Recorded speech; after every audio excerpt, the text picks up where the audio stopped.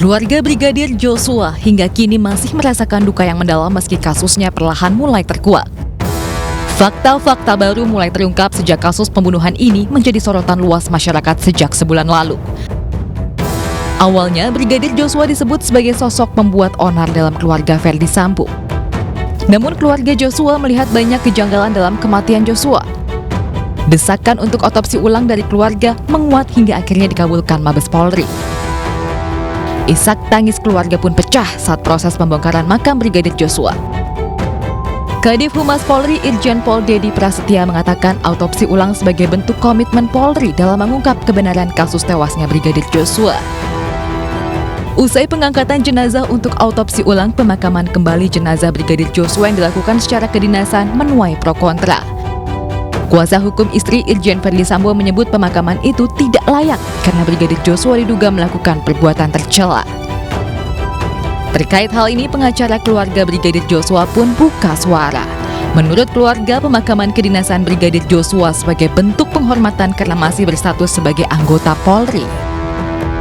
Waktu itu, Polri menolak berkomentar soal polemik ini. Sebab menurut Kadif Humas Polri Irjen Dedi Prasetyo, pihaknya hanya berfokus mengusut kasus kematian Brigadir Joshua. Selanjutnya, fakta-fakta pembunuhan mulai terungkap setelah tim sus bentukan Kapolri melakukan prarekonstruksi penembakan Brigadir Joshua di rumah dinas Ferdy Sambo.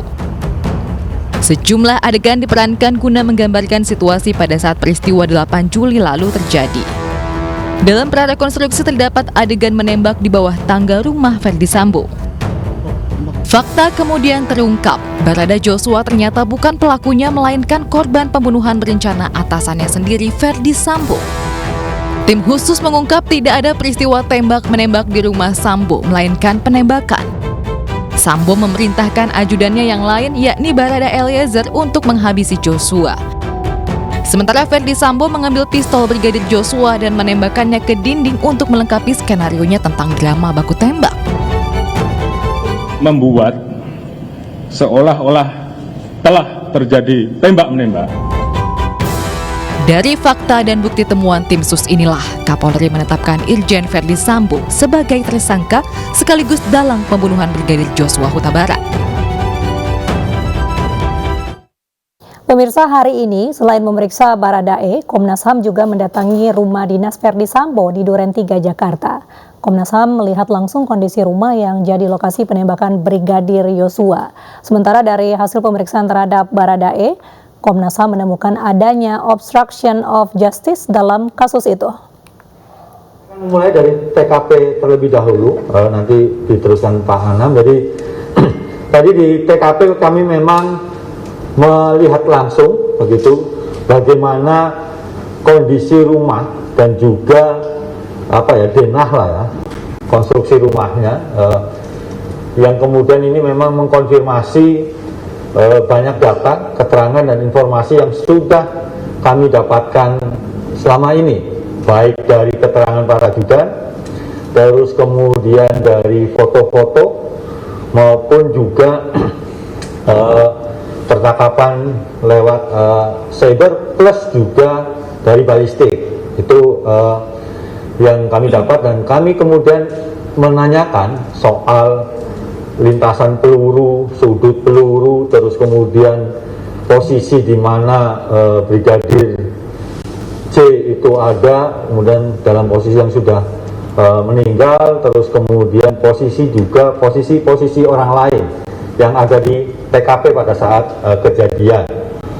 Terus ditanyakan juga bagaimana prosesnya, artinya dari jumlah peluru yang ada yang nembus dinding dan yang lain sebagainya, kira-kira seperti itu yang dari TKP, termasuk juga mengkonfirmasi dengan hasil-hasil otopsi dari Rumah Sakit Polri pada saat pertama diotopsi Brigadir J. Salah satu yang paling penting dalam yang kami dapatkan adalah semakin menguatnya indikasi adanya obstruction of justice. Jadi begitu. Jadi bingkai hal yang penting yang didapat oleh Komnas HAM itu obstruction of justice-nya juga semakin terang benderang. Nah, itu begitu pula dengan yang tadi diterangkan oleh Pak BK Ya, semua hal kita uji tadi, termasuk juga terkait hal-hal yang dalam konteks Komnas HAM itu obstruction of justice-nya kayak apa begitu. Jadi kita lihat beberapa posisi penting, beberapa alat penting, termasuk juga perbedaan-perbedaan gitu. Karena kami menggunakan beberapa data yang sudah kita dapatkan beberapa waktu yang lalu, terus kita cek di TKP, ya, termasuk juga kita nanya ke Dokes, ke Inavis, ke Lapor tadi, karena 3 tim itu juga menyertai kami dan langsung memberikan penjelasan. Nah, salah satu temuan yang kuat adalah indikasi atau dugaan terjadinya obstruction of justice itu semakin terang benderang. Mungkin itu? Oh iya, yang Baradae tadi sudah ya. Jadi yang Baradae seperti tadi juga sama. Jadi indikasinya sangat kuat adanya obstruction of justice. Ya, mulai dari kisah Magelang yang kita telusurin ya, mulai dari kisah Magelang, kisah Sambuling sampai kisah di TKP. Itu semua kita uji dengan satu dokumen-dokumen yang sudah kami dapat, foto-foto yang juga sudah kami dapat. Percakapan-percakapan yang juga kami dapat. Nah, salah satu yang kita dapat dari penyandingan dan konfirmasi terhadap dokumen-dokumen sebelumnya itu indikasi adanya obstruction of justice itu semakin lama semakin terang benderang, semakin lama semakin kuat dugaan adanya pelanggaran hak asasi manusia terkait obstruction of justice. Terima kasih. Selain Komnas HAM, Polri dan Kompolnas juga mendatangi rumah dinas Verdi Sambo di Duren 3, Jakarta. Irwasum dan Kadif Humas Polri mendatangi lokasi rumah dinas Verdi Sambo Senin sore sekitar pukul 15.20 waktu Indonesia Barat, disusul oleh Ketua Harian Kompolnas pada pukul 15.49 waktu Indonesia Barat. Tanpa memberikan keterangan, mereka langsung masuk ke dalam rumah Verdi Sambo. Belum diketahui maksud kedatangan Kompolnas ini. Sebelumnya, Verdi Sambo sempat bertemu dengan anggota Kompolnas, Pungki Indarti, beberapa hari setelah pembunuhan Brigadir Yosua. Sambo juga disebut sempat menangis di hadapan Pungki. Ketua Harian Kompolnas, Beni Mamoto, pun menepis tudingan adanya komunikasi maupun penerimaan imbalan dari Sambo terkait kasus ini.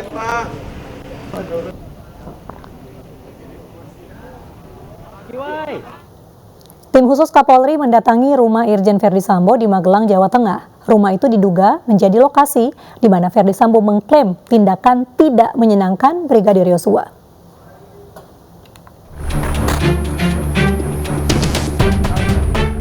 Dalam pengakuannya, Verdi Sambo menyatakan awal mula terjadinya kasus pelecehan terhadap istrinya Putri Chandrawati oleh Brigadir Joshua di Magelang, Jawa Tengah. Dari pengakuan Sambo, tim khusus Kapolri yang menangani kasus pembunuhan ini mendatangi rumah Sambo di Magelang untuk menyelidiki secara kronologis mengenai klaim Verdi Sambo atas tindakan tidak menyenangkan Brigadir Joshua. Perumahan di wilayah Desa Mertoyudan, Magelang, Jawa Tengah dijaga Satpam Perumahan. Menurut Ketua RT setempat, rumah yang diduga kediaman Verdi Sambo ini dulunya ditempati mantan Kapolri Idam Aziz. Ditanya gitu. Saya tidak tahu Mas masalah itu. Saya kalau itu rumahnya Pak Sambo saya tidak tahu kok. Cuma tahu-tahu Lidah Sinambung tahu toh? Lidah Sinambung dari anunya itu. Kalau itu rumahnya Pak Sambo itu setelah ada kejadian ini. Dulu rumahnya siapa? Itu setahu saya rumahnya Pak Idam Aziz. Tahun berapa Pak? Wah, masalah tahun saya lupa. Tapi miliknya Pak Idam Aziz setahu saya. Mantan Kapolri. Mantan Kapolri. Hingga kini pengungkapan kasus tewasnya Brigadir Joshua masih bergulir.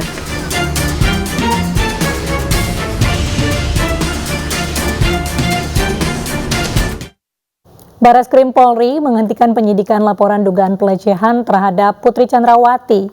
Ayah Brigadir Yosua pun meminta kepada Polri untuk memulihkan nama baik putranya.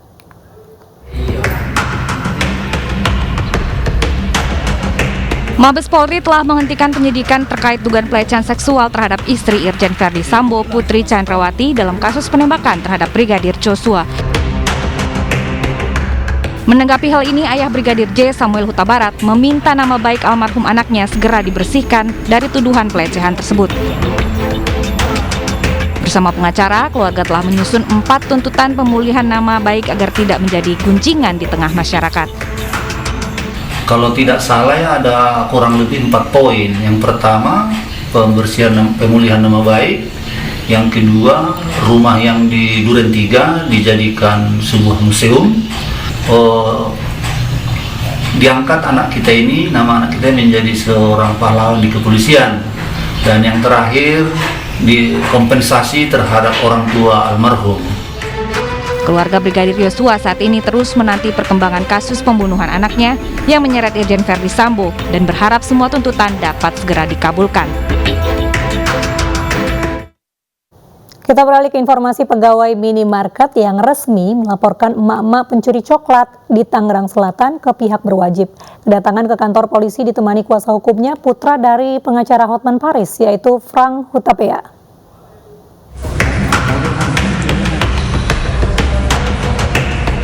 Putra dari pengacara Hotman Paris Hutapea, Frank Hutapea, mengantar karyawan minimarket ke Mapolres Tangerang Selatan, Banten.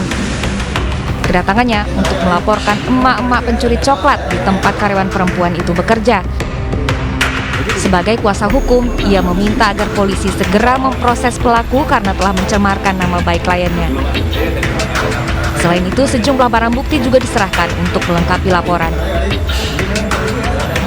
Angka selanjutnya yang pasti pada intinya Alfamart sangat ingin namanya karyawatinya dipulihkan. Kenapa? Karena memang ini bukan masalah Alfamart, tetapi lebih ke bagaimana cara seorang customer seharusnya tidak memperlakukan seorang karyawan siapapun. Ya, ini jangan karyawan Alfamart ya, karyawan warteg pun nggak boleh digituin. Jadi itu fokus dari Alfamart. Terkait kasus ini, polisi telah memeriksa 5 saksi termasuk perekam video saat pelaku mencuri coklat. Dari rekaman kamera pengawas, pelaku tidak hanya mencuri coklat tetapi juga barang lain seperti shampoo. Ada terekam di CCTV untuk pengambilan juga. Kalau coklatnya berapa banyak? Sebanyak 3 buah coklat merek Cadbury dan 2 botol sampo merek Rejoice. Dari penasihat hukum si pengutul itu, dia sebenarnya siapa sih, Bang? Nah, itu belum kita klarifikasi, nanti akan kita klarifikasi. Kasus ini mencuat setelah netizen dibuat heboh oleh rekaman video karyawan minimarket memergoki seorang perempuan pengendara mobil mewah sedang mencuri coklat di tempat ia bekerja. Tak lama usai video ini beredar, karyawan minimarket justru mengunggah video permintaan maaf kepada ibu pencuri coklat. Menurut pihak minimarket, karyawannya diancam Undang-Undang ITE karena telah menyebar video saat tertangkap mencuri. Dari Tangerang Selatan, Banten, Nunung Purnomo, iNews melaporkan. Pemirsa, terdakwa kasus pencabulan santriwati Beki hadir untuk pertama kalinya di Pengadilan Negeri Surabaya. Sidang beragendakan dengar keterangan saksi dari JPU. Beki tiba di gedung Pengadilan Negeri Surabaya didampingi kuasa hukumnya dan pengawalan ketat polisi. Digelar tertutup, agenda sidang kali ini hadirkan keterangan 4 saksi dari JPU. Menurut kuasa hukum terdakwa, lewat sidang offline ini pihaknya bisa menguji fakta-fakta persidangan yang sebelumnya didakwakan jaksa.